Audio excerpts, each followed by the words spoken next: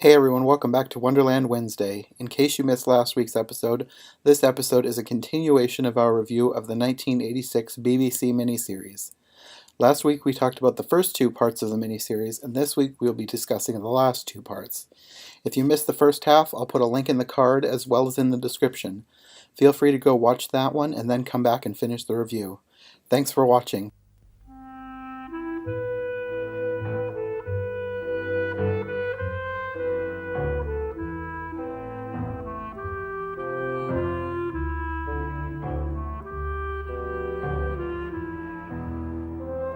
The next thing after the Cheshire Cat is the Mad Tea Party, which I think we both really liked. The March Hare, the Dormouse, and the Mad Hatter were all really well done.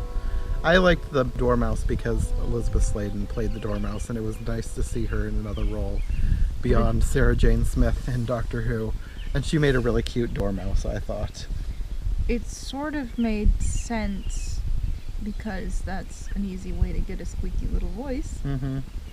I think the Dormouse was still supposed to be a male because they kept saying him, but her voice was perfect. I think for they Little had Mouse. her in trousers. This was a gorgeous tea party, and one of the interesting things is as she's coming up to the tea party, they stayed true to the book and they included the March Hare's house, which you pretty much never see. No, we actually went and looked in the book to make sure this was from the book because it's something that's like never included. The fact that they're at the March Hare's house. It was really oddly shaped. It looked like the hare.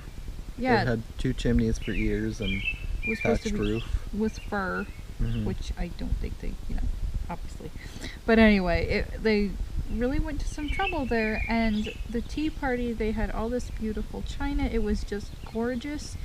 And one of the things that I really loved about this scene is that they had this really great camaraderie going on between the March Hare and the Mad Hatter. Just sort of these little between the two of them. It was so cute and funny.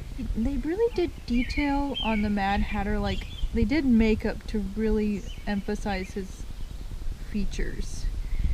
So he looked kind of cartoonish, but not over the top. Mm-hmm. And I really liked the way they did the March Hare. It was obviously, a person, but they went to a lot of trouble with the makeup. Mm-hmm. I felt like maybe it did go on a little bit longer than it needed to, but no problem. It's a really great scene, very cute and funny. People have different ways of portraying how she finally gets to the garden, croquet party, whatever, and true to the book is actually for her to go back to the Hall of Doors, and they stayed true to it in this version. They have the whole scene with the cards, painting the roses, and it really threw me off because the lady that they got to play the queen, I recognized her from another TV show around that time period and from another movie, and she's really good at playing a strong, bossy character, so she did a great job. And the king was actually funny too, because he wanted to behead the cat, and it didn't work out, and he's like, it's not fair, I hardly get to have any fun. Well, he was really cute. I don't think that they used real flamingos, did they? They had sort of a puppet thing, but they did a really good job with it to the point where you could almost kind of wonder, but no, it was a puppet. And at some point, I think they partially used fake hedgehogs, but at some point they had her little hedgehog wander off, and hedgehogs are adorable, so that was cool. At some point, I liked this too. The Duchess had been in prison, and she comes along, and she has this whole rambling, funny conversation with Alice, which is in the book, and I'm glad they included it. And then she gets scared off by the queen, and the queen sort of directs her off to the griffin. And then you have quite a long scene with the mock turtle, the griffin, they're dancing around, singing, all that. This was another scene where I kind of felt like it was stretching on a bit too long, especially the dance scene. It was just like, can we get this over with? It would have been fun if they had included more creatures in that scene. I was waiting for lobsters to crawl out of the ocean like we'd had in a much earlier version. Because, I mean, they'd done the costumes so well for this version. I expected there to be lobster people. But no, they just decided to have the griffin and the mock turtle dance with Alice instead. Which was fine, but I wanted some lobsters. They wouldn't have had to get really Yeah. fancy with it, but whatever. It's okay. They did a good job with it. The mock turtle, I didn't care for the head. He looked like he had little devil horns and this sort of crinkly pink skin. So he had the whole cow thing going on, but it was a little bit unsettling, maybe. The griffin was really good, though. The griffin I liked was the griffin. good, yeah. The griffin was much better than the 1915 version with the creepy, jiggly hands. Demon bird. And kudos to him for not hitting anybody with those wings. That might have taken some rehearsing. Dancing around with big, stiff wings. He did a good job. Mm-hmm.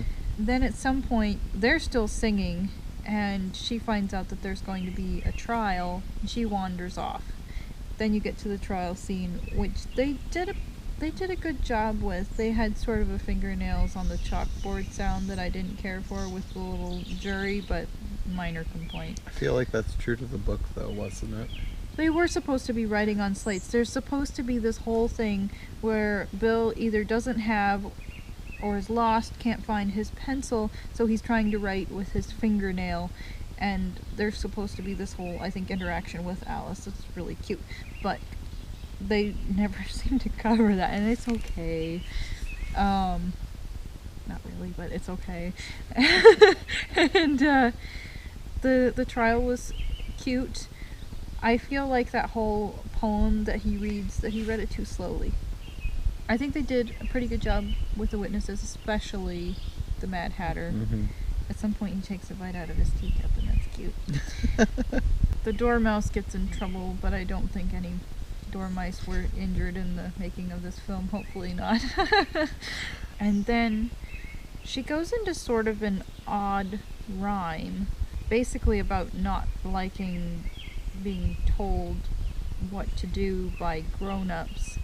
And then at the end of the rhyme, they fold in the line, "You're nothing but a pack of cards." Mm-hmm. And then she has cards showering on her. They have her waking up on the bank, but they also have this sort of dovetail where you have them rowing. They just sort of enfold the two worlds and wrap up the story, and I think they did a pretty good job with that. All in all, we really liked this version. It was, I don't know that I would rank it as one of my absolute favorites, but it's quite high up there, I would say. And I think this would be a pretty good one if you're not wanting to take the time to read the book, but you want a fairly faithful adaptation. Mm-hmm. And I think it would be pretty good for kids too, but their attention would probably stray during the songs. Yeah, the songs were really slow. They were the slowest part of the movie. But other than the really slow songs, this was a great adaptation, and we recommend watching it. Right. What's next time? So next time, I think we're going to be watching another BBC version, but this one is Through the Looking Glass, and while you would think that it would be a sequel to this one, it's actually not. They made it like a decade earlier, and it's a completely different cast, completely different people working on it. We don't really know a whole lot about it, but we watched a little bit of it, and it looks like it's a good version, so I guess we'll watch that sort of like a sequel, but it's not a sequel. It's the sequel to Alice in Wonderland, and it's BBC and sort of the same era. Mm-hmm. So we'll watch that next time, and we'll let you know how we like it. We'll see you then. Bye.